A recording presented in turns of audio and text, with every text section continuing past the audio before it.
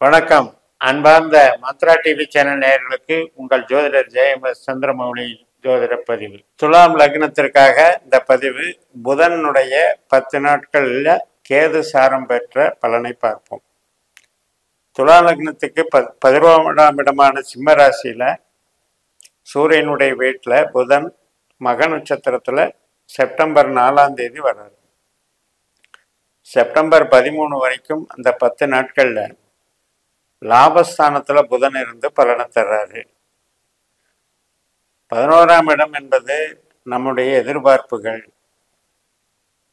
நம்மளுடைய மனதிற்கு திருப்தி அளிக்கக்கூடிய நிகழ்வுகள், மூத்த சகோதரன், நண்பர்கள், இதையெல்லாம் குறிக்கிறது 11ஆம் இடம். நோய் எதிர்ப்பு சக்தி பலமாகும்.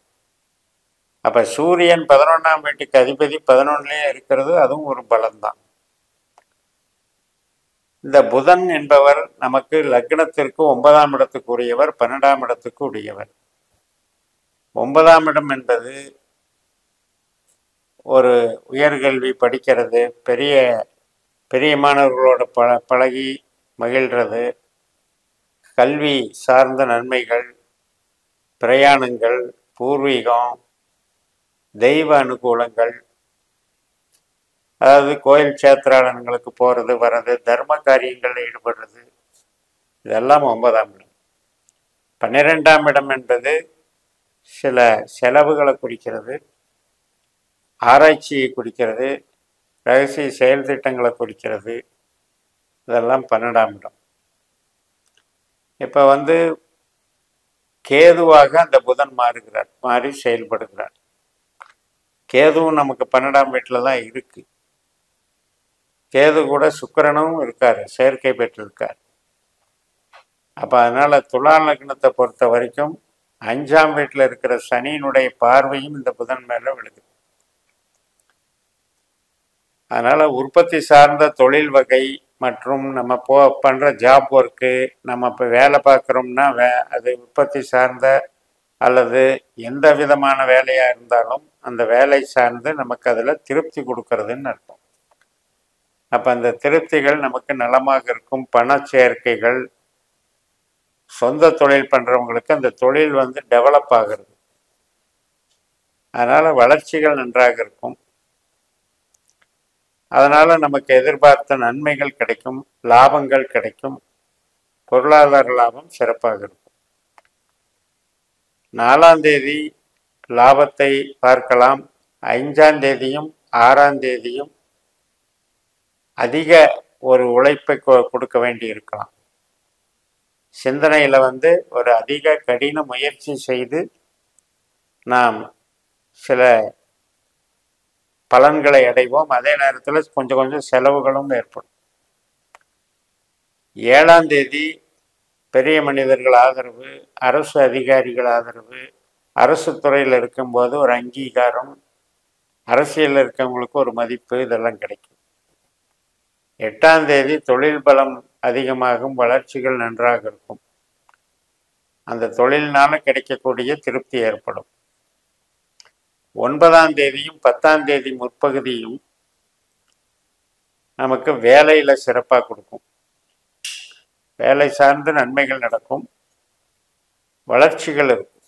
ஆனால் அதே நேரத்தில் கணவன் மனைவி உறவு, குடும்ப பகை, இதில் கொஞ்சம் ஜாக்கிரதையா இருக்கும்.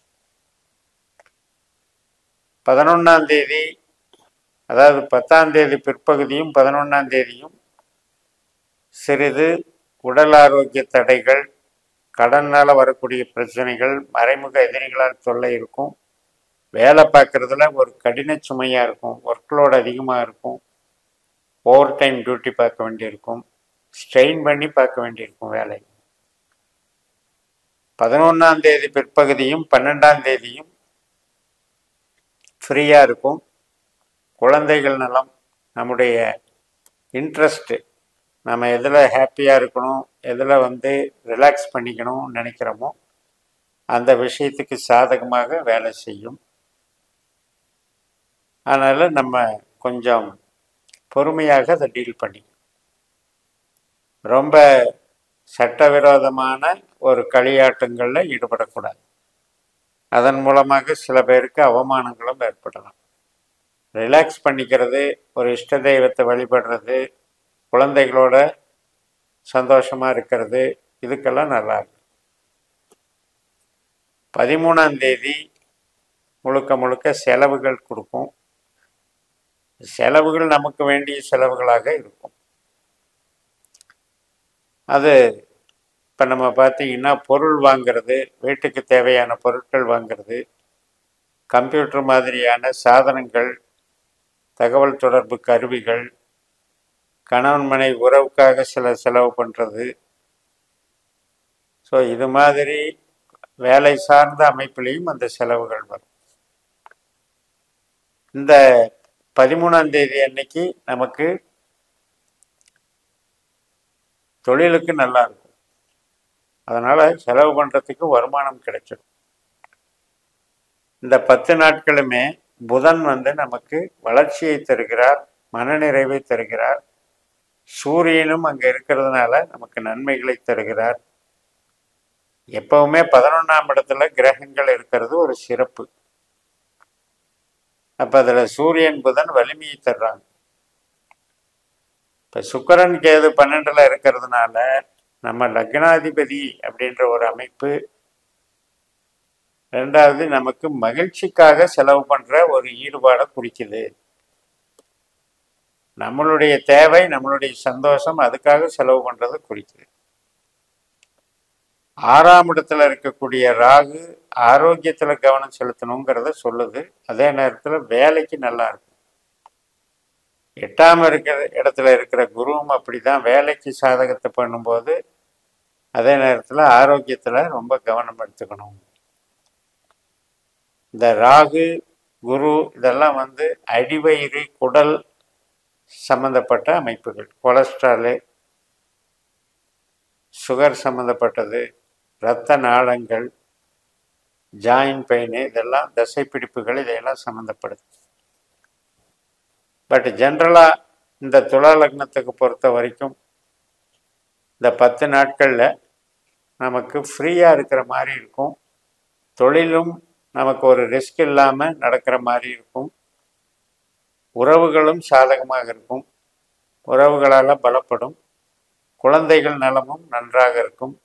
திருமண வாழ்க்கை அல்லது திருமணத்துக்கு முயற்சி செய்கிறது, குழந்தை பேருக்கு முயற்சி செய்கிறது, வீட்டில் சுபகாரியங்களுக்காக இன்வால்வ் ஆகிறதுக்கெல்லாம் நல்லாயிருக்கும்.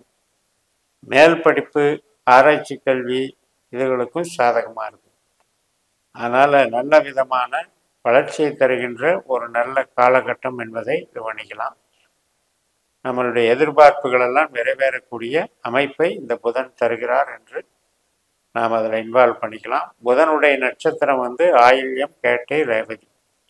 இந்த நட்சத்திர நாட்களில் அந்த புதனுடைய காரியங்கள், இப்போ ஒரு எஜுகேஷன் சம்மந்தப்பட்டது, கம்ப்யூட்டர் சம்மந்தப்பட்டது, நம்ம ஒரு மீடியேட்டராக ஏஜென்சியாக இருக்கிறோம் அப்படின்னா அந்த மாதிரியான துறைகள், பேச்சினால் சம்பாதிக்கிறது, இந்த மாதிரி அமைப்புகளெல்லாம் புதனுக்கு சாதகமாக செயல்படும் என்று கூறி நிறைவு செய்கிறேன்.